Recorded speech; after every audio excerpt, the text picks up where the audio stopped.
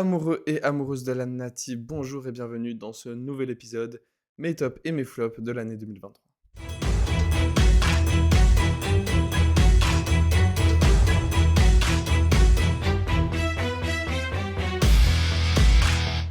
Et oui, c'est une tradition sur YouTube, les tops et les flops de l'année. On fait un petit tour sur ce qu'on a vu, un petit bilan sur cette année 2023. Une année assez riche en émotions au niveau du football suisse, toutefois sans compétition internationale. Mais il y a quand même pas mal de choses à dire, pas mal de choses à voir.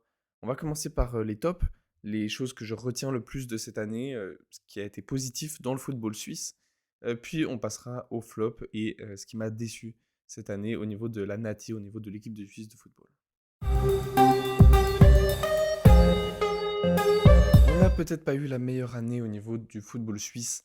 Il y a eu quelques complications, hein, notamment au niveau de l'équipe nationale. Mais j'ai noté quand même pas mal de points positifs autour de cette équipe de Suisse, autour du football suisse de manière générale. On va aussi un peu parler de Super League, des championnats européens. On va faire un peu le tour de tout ça. Et on va commencer par l'éclosion ou la confirmation de certains jeunes joueurs, des pépites du football suisse. C'est parti. Et oui, cette année, on a eu quand même pas mal de jeunes joueurs qui se sont soit révélés, soit ont confirmé leur potentiel pour les prochaines années. Certes, ils sont peu mis en avant par Murat Yakin, qui préfère accorder sa confiance envers des joueurs d'expérience. Il n'empêche qu'en cette année 2023, il y a des espoirs qui m'ont surpris et qui m'ont vraiment régalé. Le premier est assez évident, Zeki Hamdouni. Que ce soit avec l'équipe de Suisse ou avec le FC Bâle, il a vécu une première partie d'année exceptionnelle. On est sur des statistiques de fou avec Zeki Hamdouni, que ce soit en Super League ou en Conference League avec le FC Bâle, ou même sous le maillot de l'équipe de Suisse où il a marqué 6 buts lors des qualifications. On a découvert avec Hamdouni un sacré phénomène. Son potentiel n'est plus à prouver, il a des qualités évidentes, que ce soit dans la finition, dans sa technique, dans son mental, c'est vraiment un très bon joueur. C'est un peu plus calme pour lui durant cette deuxième partie d'année. Il a été transféré cet été pour 17 millions à Burnley, où il évolue désormais en Première Ligue, sous les ordres de Vincent Kompany. Au moins, il est titulaire, il est indiscutable dans cette équipe. Encore là contre Liverpool, il a joué jusqu'à la 80e, je crois. Mais c'est vrai que c'est un petit peu plus compliqué. Il lui faut un temps d'adaptation à la Première Ligue. Ça demande beaucoup d'exigences, hein. La Première Ligue, c'est un championnat supérieur, clairement. Et il va falloir qu'il s'impose. Pour l'instant, en Angleterre, il a marqué 3 buts et délivré une passe décisive, le tout en 20 matchs. Mais il souffre un peu de la mauvaise forme de Burnley, qui est actuellement 19e du championnat et qui peine clairement à trouver son rythme de croisière dans un championnat où malheureusement toutes les équipes sont très très bien armées. Voilà, ça va être compliqué au niveau du maintien. Il n'empêche que Zeki Hamdouni montre de très bonnes choses et qu'il est l'une des très bonnes nouvelles de cette année. Et il est un peu le leader d'une nouvelle génération qui régale les supporters suisses. On peut parler aussi de Dan Endoy, qui a été signé par Bologne cet été, qui vient de se blesser, mais qui jusqu'à présent faisait de très bonnes choses avec Bologne. Notamment lors de ses 2 derniers matchs où il a marqué son premier but et il a aussi délivré une passe décisive. Voilà, Dan Endoy est un joueur à suivre dans les prochaines années. Et pareil avec le FC Bâle, il a montré de très bonnes choses dans la première partie d'année. Dans les jeunes joueurs, on a aussi Fabian Rieder, qui est un peu en difficulté avec le Stade Rennais, mais qui avant ça a fait une excellente saison avec Young Boys et qui est aussi très bon avec les moins de 21 ans. On a également Yachari, qui était tout proche de quitter Lucerne cet été, mais qui est finalement resté, mais qui représente aussi un sacré espoir pour le football suisse, qui a un vrai potentiel lui aussi. On a Beciro Meragic, qui est titulaire et très bon avec Montpellier, qui régale également dans la défense. On n'en a pas beaucoup des défenseurs centraux très prometteurs, mais lui, c'est très intéressant ce qu'il montre jusqu'à présent, que ce soit avec les moins de 21 ans, avec Zurich auparavant et désormais en Ligue 1. On peut également parler de Alvin Sanchez, excellent avec le Lausanne Sport, de Amenda de Young Boys, de Krasniki ou encore de Franck Sourdez du Doxamax. C'est plutôt prometteur pour la suite, pour le futur du football suisse. On sait qu'il y a pas mal de cadres qui arrivent gentiment au bout de leur parcours avec l'équipe de Suisse, qui pourraient arrêter après l'Euro ou après la Coupe du Monde 2026.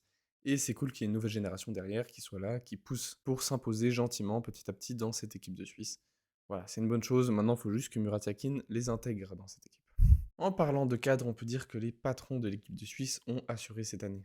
Les 3 premiers qui me viennent à l'esprit, c'est Akanji, Xhaka et Sommer. Manuel Akanji a récemment été élu sportif suisse de l'année 2023, et c'est plutôt mérité, lui qui a été chercher la Ligue des Champions en tant que titulaire et même décisif avec Manchester City. Buteur en demi-finale contre le Real Madrid, décisif également lors de la finale sur le unique but du match. Le défenseur est aussi allé chercher la Première Ligue et la Coupe du Monde des clubs. C'est rare qu'une équipe qui est championne d'Europe, ait un joueur suisse dans son effectif, et encore plus en tant que titulaire. Donc c'est un événement qui fera marque dans l'histoire de la Nati. Xhaka a été exceptionnel du début à la fin de cette année. Il a été juste parfait, je crois, on peut le dire, que ce soit avec Arsenal dans la première partie d'année, où il est tout près d'aller chercher le titre face à Manchester City, justement, où il a été l'un des hommes forts de cette année, et que ce soit lors de la deuxième partie d'année avec le Bayer Leverkusen. C'était le sujet de ma deuxième vidéo, mais clairement il a fait le bon choix en signant dans le club allemand, et il est excellent depuis le début de saison. Il roule sur la Bundesliga, tout comme son équipe. Donc chapeau à Xhaka pour son année. Quant à Yann Sommer, il a été également à un niveau de rayonnement un peu plus important que les dernières années. Là où il évoluait auparavant au Borussia Mönchengladbach, il a signé au début de l'année au Bayern de Munich. Alors son passage au Bayern est plutôt mitigé, mais il n'empêche qu'au niveau rayonnement, il a brillé en Ligue des Champions face au PSG ou face à Manchester City. Et lui aussi a connu une deuxième partie d'année différente, puisqu'il a signé cet été à l'Inter Milan, et que ça se passe très très très bien. Ses statistiques sont complètement dingues, il a 12 clean sheets depuis le début de saison, qui est complètement fou.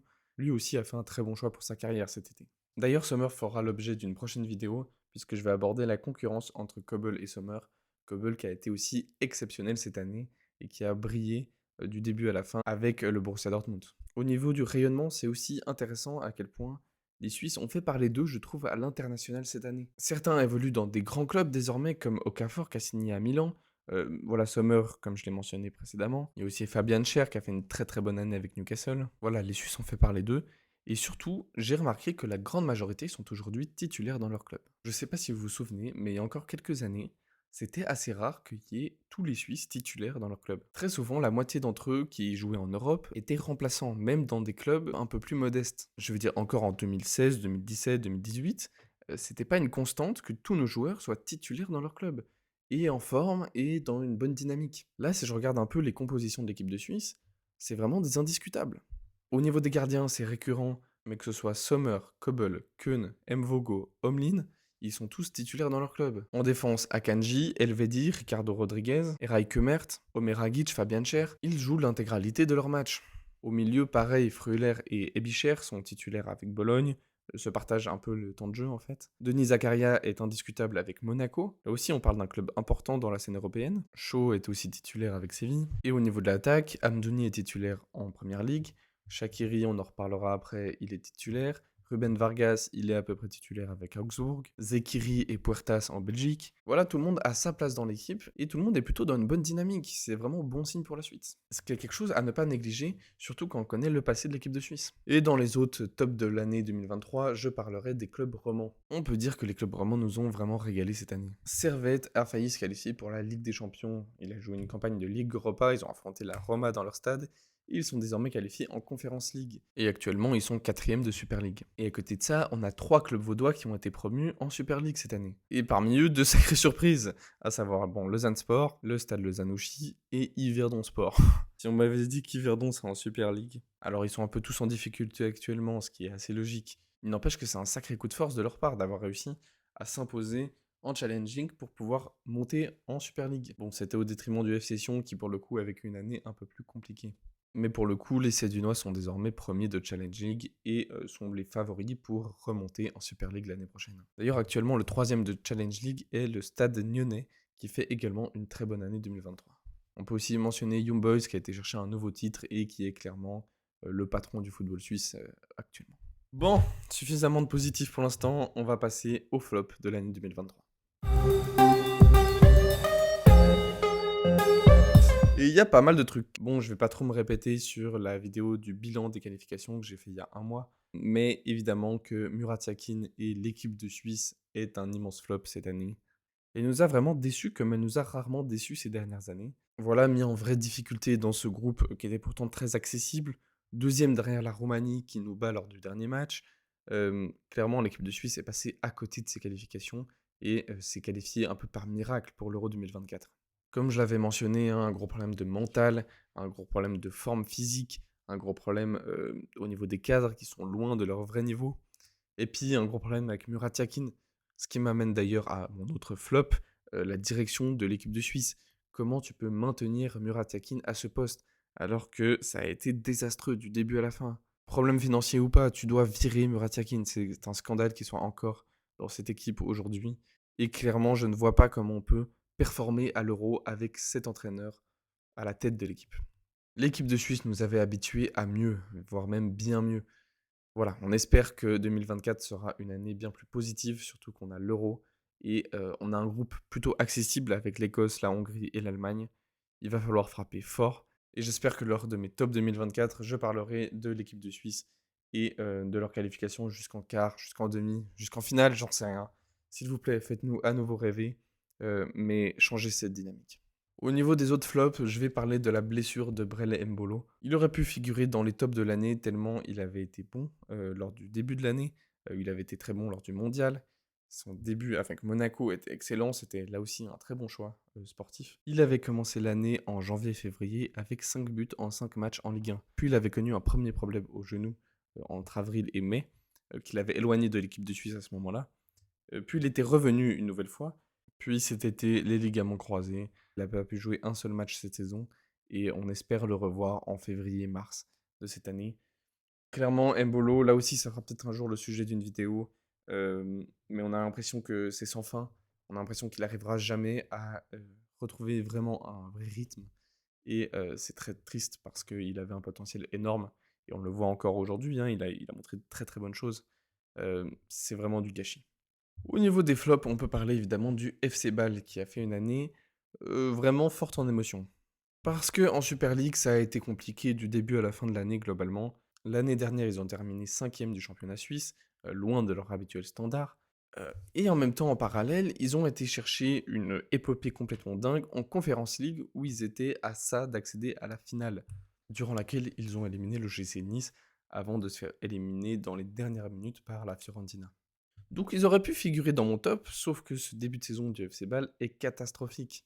Ils sont actuellement 11e, juste derrière le Lausanne Sport et Yverdon, et clairement le FC Bâle connaît sa pire période des 10 dernières années. Ça va un petit peu mieux depuis quelques temps avec l'arrivée de Fabio Celestini, mais on sent que ça rame beaucoup. Il y a eu beaucoup de problèmes au niveau de la direction. David Degen a complètement gâché le club avec une gestion catastrophique, avec le trading qui est une mauvaise idée. Des tonnes de prêts, des tonnes d'achats, de reventes, d'achats, de reventes. Clairement, le FC Bâle s'est perdu en cette année 2023. Et on espère quand même le retrouver en 2024 parce que c'est une équipe historique de championnat suisse. Et c'est peut-être la seule qui a, dans les dernières années, réussi à briller à l'international. On l'a encore vu cette année. Et même auparavant, ils arrivaient quand même souvent à se qualifier pour les huitièmes en Ligue des Champions. Ce que Young Boys peine réellement à faire aujourd'hui.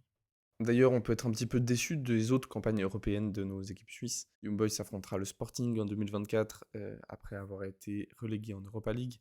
Mais bon, c'est déjà pas mal. Servette sera en Conference League, on a hâte de voir ça. Mais voilà, les campagnes européennes n'étaient pas le point fort de cette année 2023. Sinon, j'ai aussi noté Urs Fischer, qui a pas mal déçu en cette deuxième partie d'année avec l'Union Berlin, et qui a finalement été viré du club, après avoir fait de sacrés exploits dans la capitale allemande. Et j'ai aussi noté Shaqiri, qui avec une saison un peu compliquée en MLS et qui peine toujours physiquement. Je vous renvoie à ma dernière vidéo, est-ce qu'il faut être inquiet pour Shaqiri? Voilà, globalement, une année assez intéressante pour le football suisse. Quand même pas mal de positifs, il faut l'avouer. L'année prochaine sera certainement plus forte en émotion, étant donné qu'il y aura l'Euro. Mais on a aussi des championnats, on a pas mal de Suisses impliqués dans les grands clubs internationaux. Dans à peu près tous les championnats, on a des Suisses impliqués dans les luttes pour le titre, dans la lutte pour le top 3 en Ligue des Champions. Il y aura des choses à observer dans cette année 2024. Et surtout, il y aura un Euro où la Suisse a les moyens de faire quelque chose de vraiment fort. Mais il va falloir avant ça changer la dynamique, changer l'ambiance parce que sinon ça va être très compliqué. Voilà, merci beaucoup à tous de m'avoir écouté. J'ai pas sorti de vidéo la semaine dernière parce que c'était les fêtes de Noël. Mais je reprends le rythme d'une vidéo par semaine. Et en attendant, je vous souhaite une année 2024 plein de bonheur. Amoureux et amoureuses de la Nati, à bientôt.